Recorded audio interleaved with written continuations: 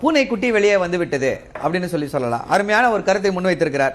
இதை வந்து எல்லாரும் நம்ம ஐ திங்க் பப்ளிஷ் பண்ணணும். மருத்துவ படிப்பு மட்டும் தான் ஒரே படிப்பா, வேற படிப்பே இல்லையா? அப்படி சொல்லவே அப்படிதான் சார் நீங்க ரீவைண்ட் பண்ணி பாருங்க. ஆர்எஸ்எஸ் உடைய நோக்கம் இதுதான்.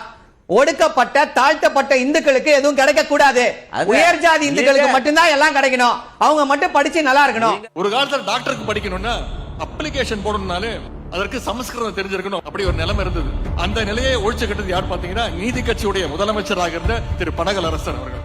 ஒடுக்கப்பட்ட சமூகத்திலிருந்து டாக்டர்கள் எல்லாம் வராங்கன்னா அதற்கு காரணம் நீதி கட்சி தான். ஆனா இன்றைக்கும் நம்ம வீட்டு பிள்ளைகள் டாக்டராக ஆகிவிடக் கூடாது என்பதற்காகத்தான் நீட் தேர்வை ஒன்றிய பாஜக அரசு கொண்டு வந்தது. 2 நாட்கள் முன்பு நம்முடைய தமிழ்நாட்டு மாணவி நிலா பாரதி சில ஆண்டுகளுக்கு முன்பு நீட் தேர்வு எழுதி மருத்துவராகின்ற வாய்ப்பை அவர் எழுந்தார்.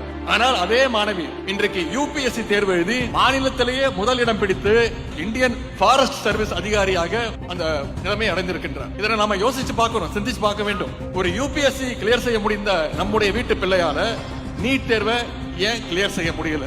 ஏன்னா நீட் என்பது ஒரு தேர்வு கிடையாது, அது ஒரு சூழ்ச்சி.